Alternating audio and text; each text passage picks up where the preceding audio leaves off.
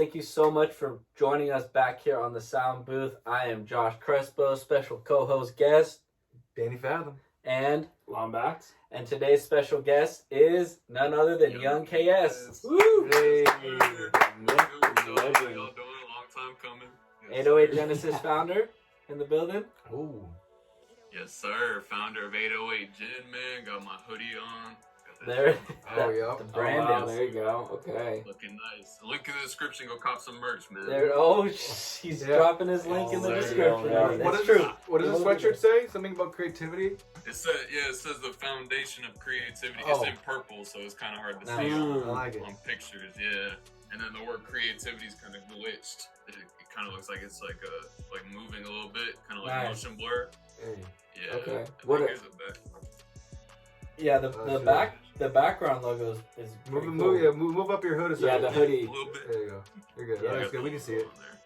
That's sweet, man. So what made you want to choose 808 Genesis?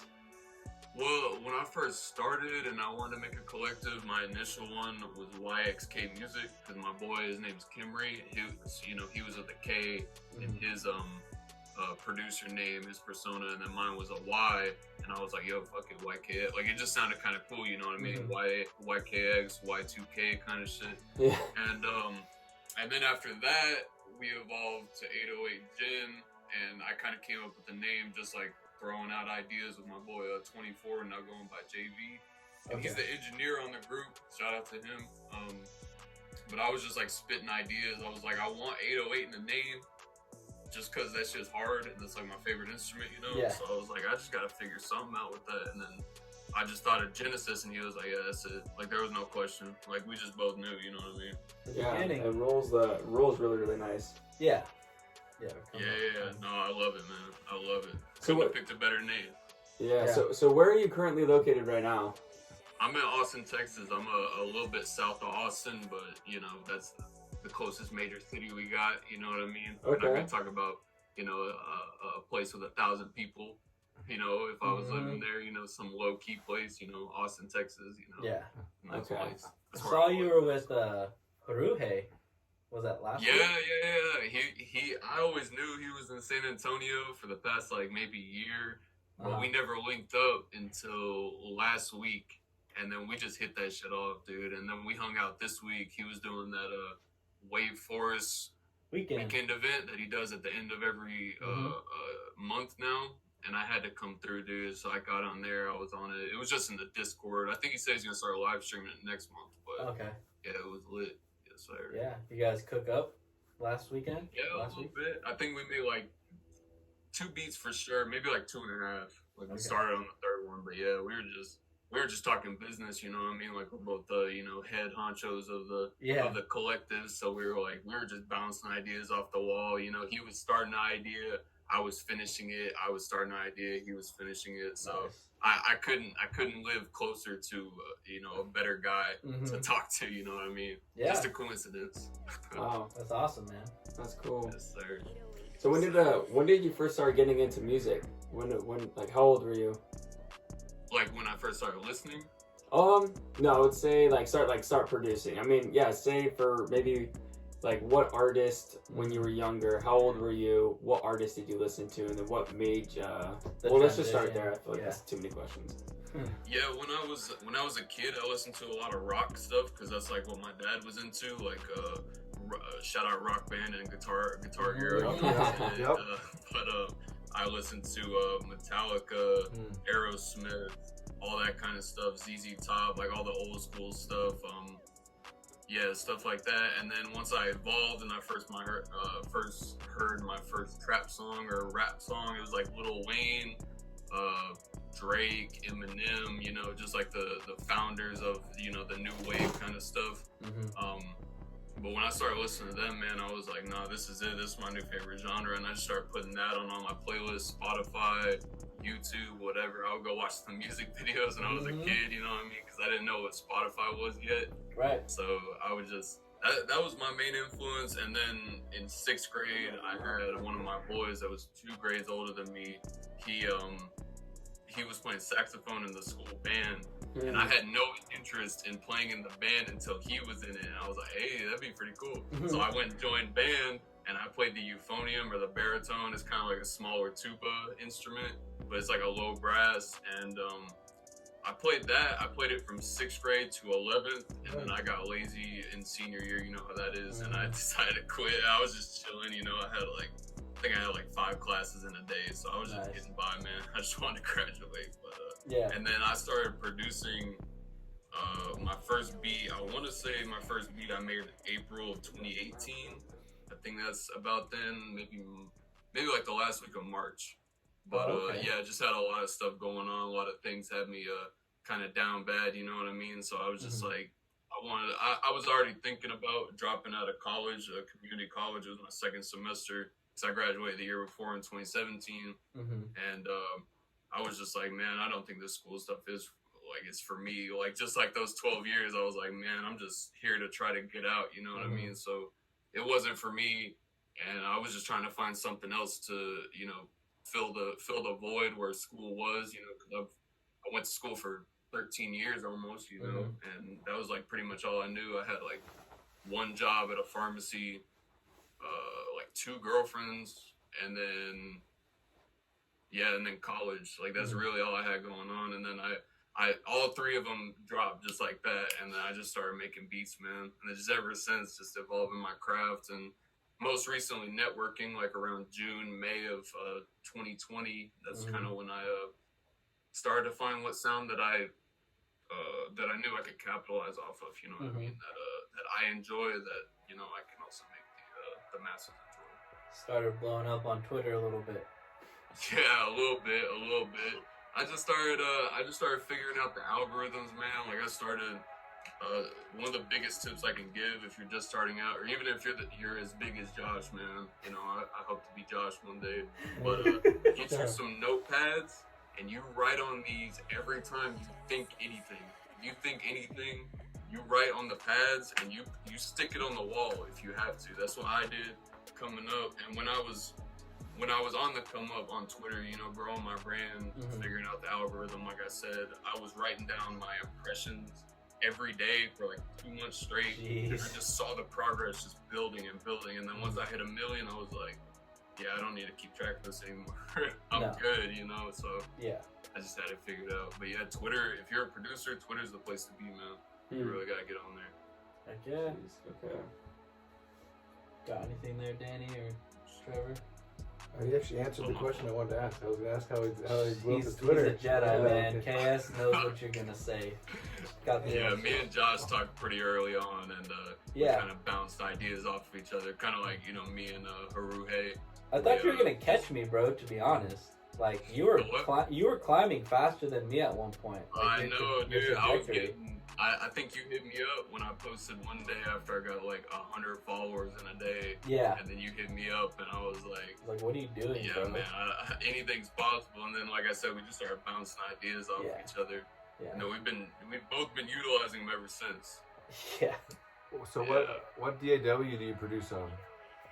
I'm on FL20. That's what I've been on since day one. Same here, man. So room is divided, bro. 2 Ableton users and this is way too easy, man. I can't do Ableton, or I have Logic on my computers, but man, I barely know how to get past the startup screen, like to open a new project. Yeah, I barely know that.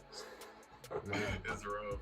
Yeah. What's your approach like to if you feel inspired or you got like an idea for a song? Like how do you usually approach starting that out and finishing it? To be honest, every time I open the DAW and I want to make something from scratch, I literally just open Omnisphere. I go to all my kits that I have on there, and I literally just scroll and click the first one and just start tabbing down until I hear something that I was thinking of. You know what I mean? Like if I want to mess with kind of like, I don't know, a Wheezy guitar, you know, with Gunna and Baby and Doug and all them. I'll just scroll down the guitars. I'll just type in a G, search it up, just go down the guitars. If I want an ambient piano, just go down the piano, stuff like that, and really just start messing with it. I just hit my MIDI keyboard and just start making stuff, you know what I mean? Do you think like playing that instrument from 6th grade to 11th grade, the baritone, do you think that like helped you once you started producing, like you get further along, get yourself further along, or? Honestly, not really. Just because, just like an instrument like that is so much different, and the only non-synthetic drums or sounds that I use is piano, guitar, and then flute, and then everything else is synthetic. But one thing that I did take away from band that kind of helped me accelerate my music theory. You know, I still don't know shit about music theory, but I know a little bit. Like I can tell you like which keys is which on a keyboard, and that's like one of the only things that I kind of took away from that to apply it to making beats. You know, Didn't you have to know how to read music to play along with the band? yeah, but I don't know. Like maybe it was just a lot different from seeing because on there it was just the notes on the scale. Right. It wasn't labeled. We were just like, oh, we played this note, this note, this note. Right. And then once we learned that note, we went to the next one. And then on here, I just be looking up the scales sometimes. Oh, yeah. Dude. Like, For sure. Yeah. Internet's way too convenient. Yeah. Don't make your life harder, especially for 808s. Yeah, definitely. Yeah. So I'm curious, what do you think separates good producers from great producers? Personally, I feel that if you can make good drums and have good sound selection and make good melodies, I feel like the majority of or maybe not the majority, but you have a very high success probability if you can do both of those as opposed to you just doing one. You know what I mean? And so like once I started making my melodies, I kind of proved it to myself. Not industry yet, but you know I could see it going within the next year or two. But once I started making my own melodies, like maybe 8 months ago, 9 months ago, that just like shot me straight up. Like I was going on Splice every day, just scrolling down, just picking melodies, lazy as hell. And my drums are crazy, but they couldn't beat the drums that I do nowadays. Now that I actually make the melodies, and I don't have to look for what key an 808 is in or chord progression or any of that. I just freestyle it, man. Yeah. So when you start a song, you usually start out with a melody now first, or do you usually start with drums first?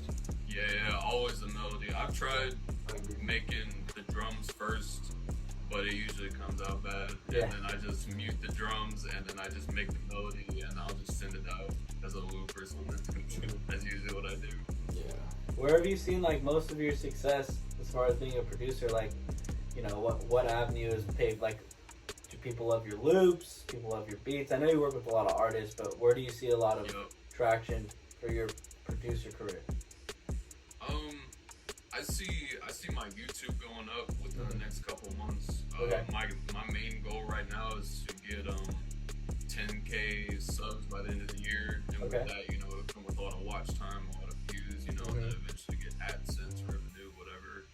And I feel like YouTube, once you break the algorithm, I got the algorithm figured out a little bit, but that's probably the hard, or maybe the second hardest platform to get noticed on, and the hardest one is probably Instagram. Or it might be a tie, to be honest, but both of them are definitely bottom two to get noticed on. But I feel like once I actually get into the algorithm of YouTube, it's pretty hard to get out of. You know what I mean? Like, there's a couple producers that I follow, but I keep forgetting to subscribe to them. They keep coming up in my stuff just because, you know, I watched one video and that video, you know, had 100K views. How I made this one loop go out to a placement to Lil Baby, and you know they're all freaking out. You know, they're always surprised. All caps in the title. Clickbait. You know, just stuff like that. Like once it gets, you know, somewhere around to that level, I feel like it's all uphill from there. Like you would have to do a lot, like pretty much stop uploading for it to stop, like for the views and all the content to stop. For sure. How do you approach like releasing content like music and other things for your brand? Like, are you more like really trying to perfect whatever it is you're putting out there for your brand, or are you more kind of like just get as much stuff out there as I can, like see what sticks? Yeah, that's a good question. Well, when I first started, probably the first year and maybe like a half, I was definitely doing just like export, just anything I made, just export and upload to, you know, YouTube, SoundCloud, BeatStars, whatever, then send it out to artists. And it was all ass because I was focusing on quantity over quality. Like I was trying to build up my discography when I was really supposed to be perfecting like my actual content, you know what I mean? Like Yeah. quality over quantity.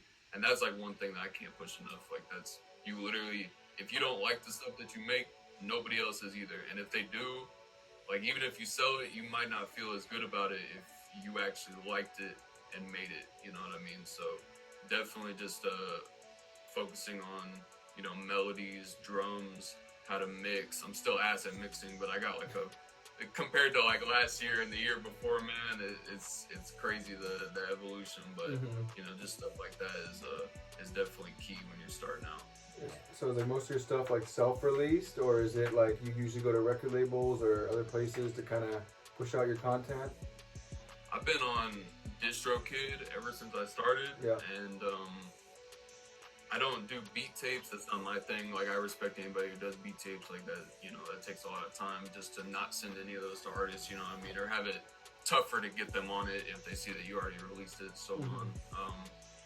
But yeah, definitely just doing it independent is my thing right now. Like I don't plan on signing any, you know, label deals or anything. Even if I did get offered one right now, I'd probably wait out, or at least read the whole thing, you know what I mean? Yeah, of They be course. throwing clauses in there, you know, fine print. But yeah. So like the ultimate goal is definitely to make it on your own. Like you're not really looking for someone like to give you a publishing deal or a record deal or anything like that.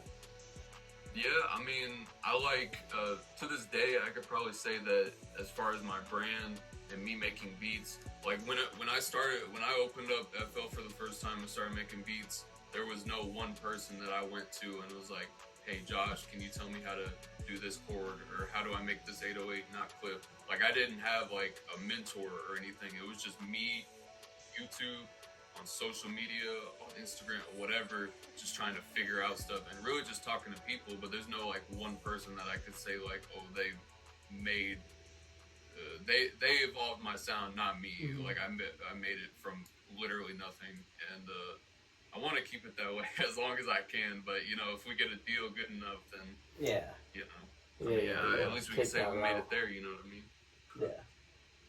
Yeah. You got anything else, Trevor, you want to throw at him? Or? I was just curious. Yeah. So like, the question I asked before about how like the content, like which of those routes? So you said you used to upload as much as you could. Was that working really well, or is there like a better way you found that you do it now? Yeah, I definitely found that anything that I don't like I said, I start out with melodies, whatever, and then if I make a melody and I can hear somebody else using it, I just export it, put it in my Google Drive, and then send it out to producers. But if it's something that I like, I'll finish the whole thing, throw the drums on there, and I'll make a tight beat out of it if I have to, you know what I mean? And if I'm not, then those are going to artists too. So just definitely don't export anything you ain't proud of, at least. Like at some point, if I exported it at some point, I liked it at some point. So that's all that matters. Whether somebody uses it or not, that's up for them. But That's a big key. I mean, you're not, because that's how it is. Like, remember, like when you're working on something and you get excited and you're bobbing your head to it and you're like, ooh, I like this. And then you export it. You might not be bobbing your head anymore by the end, but that's you've heard it freaking 15 or 20 different times at that point. So like, it doesn't mean it's not good. You know, just put it out there. Like you were feeling it at all points. That's good advice. If you do a song more long enough, you'll end up not your favorite song won't be your favorite song for the rest of your life. No. Like at some point, it'll get old.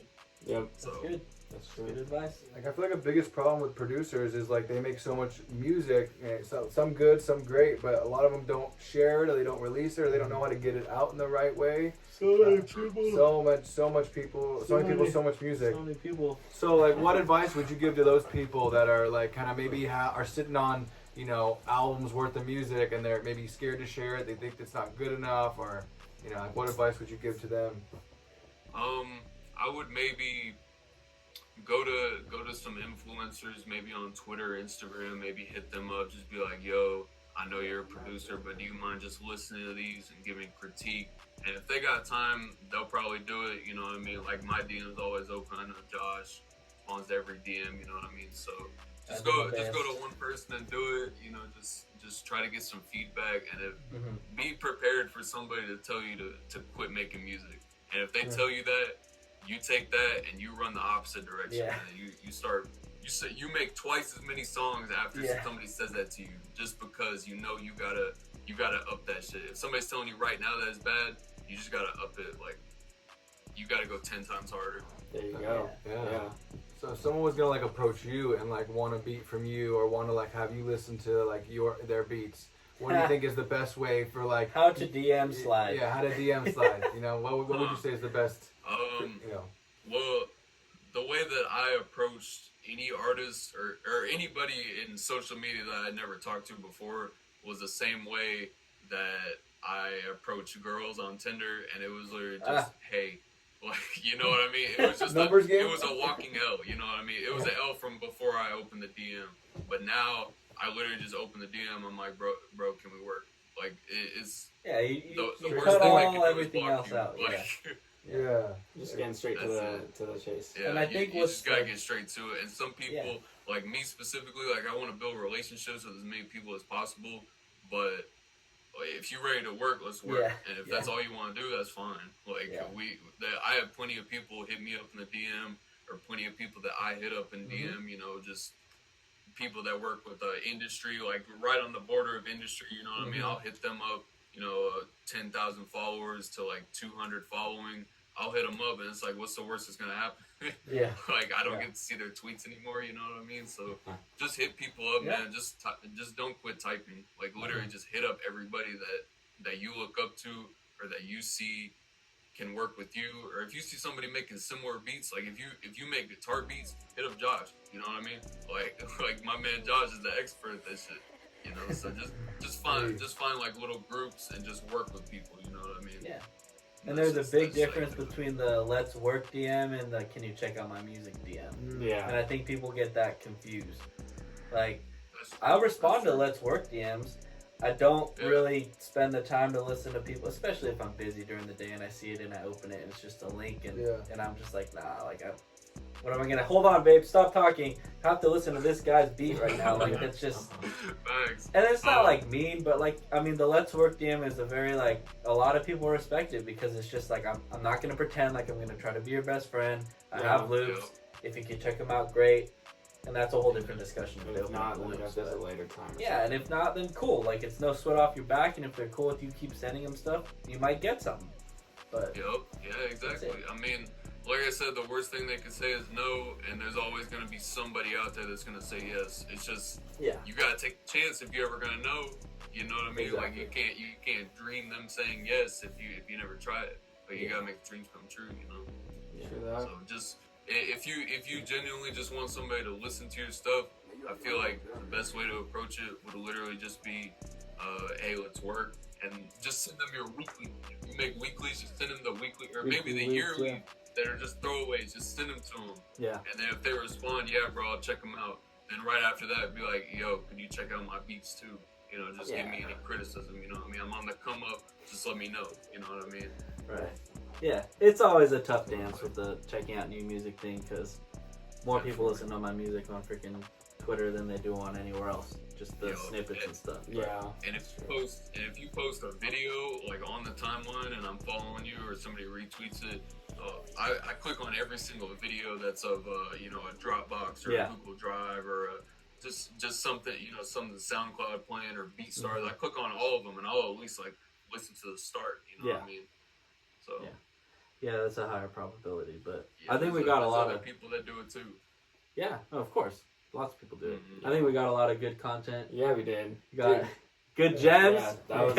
fantastic. Yeah. That was Yes, a sir. lot of good DM's gems in always there. open. Hit me up. Email's open too. Check them Yeah, all the time. definitely. Did you have? Yeah, before you go, I just want to know like what's next for you. Like, what are you aspiring toward right now? Like you said your goal was 10K on YouTube. Wondering what Yeah. else you're kind of doing, and also just let people know where they can listen to your music and get involved with you. Yeah. Well, my three main goals for this year that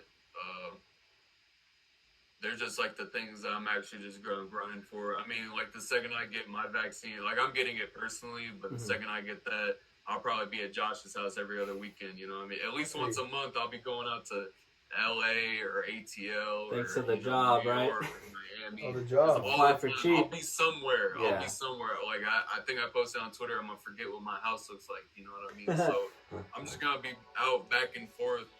But my main 3 goals is 2 placements. You know, it's kind of subjective what a placement is. So you know, two placements of maybe some like Polo G size artists. You know, what I mean, Okay. Lil Sky, something like that. 10K follower or subscribers on YouTube, and then our 808 Gin tape, which is in the works now. Nice. Very nice. Cool. Yeah, the goal is September as of right now, but Okay. my deadline is December 31st. So The end of we'll the see year. how it goes. We'll see what happens. Yeah, well, those are amazing goals. That's really Goals? good. You got them like. I January 1st, 2021. I got 3 pads out. I wrote it in all caps, and it's right above my bed. So Nice. every night before bed, I just read them out loud. Every you night know. before bread. And they gotta Yeah, come yeah. true eventually. Every They night gotta before come true bread. eventually, you know? Before you wake up to a few more beat sales in the morning. Yo. Every night before I'm looking bread. forward to those. Yeah. Well, thank you all so much for joining us at the sound booth. I'm Danny Fathom, Josh Crespo. Longbacks. and we got our boy right here. Young Hey, Young KS. KS. Young Yeah. KS. Oh, so if you're gonna give just a little closing thought, if you're gonna give 3 pieces of advice to your younger self, what would they be? And let us know where we can find you online and follow your journey. The first one that I would give to my younger self is just do exactly what I did when I was a kid. Just show up to school, come back home. Don't get involved with girls, drugs, none of that, because you won't be making music at this point if you did. Save up money, start investing in stock. I still don't have stock, but I'll tell Stoinks. myself at 18 to start investing in stock. And document everything, man. Like look for inspiration from notes back in 2016. You know what I mean? School assignments or something. Just write it on the back if you young, and really just use everything as inspiration. You know what I mean? To some degree, some caliber. You just find a way to use it. Yes, sir. Awesome, man. Love it, man. And then I got my SoundCloud, Spotify, my Linktree link in the description. That's where you can find all my stuff. All my beats are on BeatStars. Leases start at 40. Exclusives are 100. And yeah, go stream my music, man. We got an EP, me and my boy Extraterrestrial, who's on 808 Gin. We got all the songs done. We're just waiting for it to be mixed by the boy JB. And it's gonna be out. We're looking like the end of February, Okay. start of March. Nice. Yeah, that's it. Perfect. It is, man. Well, thank Well, you again, once yeah. again, man. Thank you so much. Have a great rest of your day, and everybody tuning in. Yes, sir. Likewise. Thanks for having me. I'll see you See you next guys time. next time. Thank Yeah. you.